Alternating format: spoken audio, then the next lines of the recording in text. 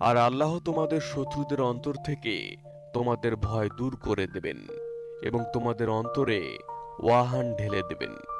সাহাবীরা জিজ্ঞেস করলেন, ওয়াহান কি?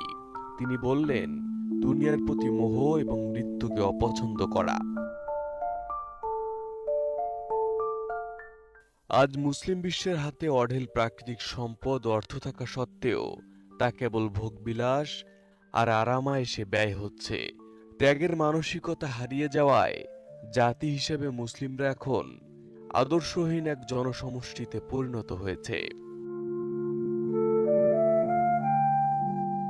ইসলামের স্বর্ণযুগে আলেমরাই ছিলেন শ্রেষ্ঠ বিজ্ঞানী, কিন্তু সময়ের পরিক্রমায় মুসলিমরা কোরআনকে কেবল তিলাওয়াত আর ধর্মীয় আচার অনুষ্ঠানের মধ্যে সীমাবদ্ধ করে ফেলেছে। অথচ কোরআনের প্রথম শব্দ ছিল ইকরা, মানে পড়ো, যা ছিল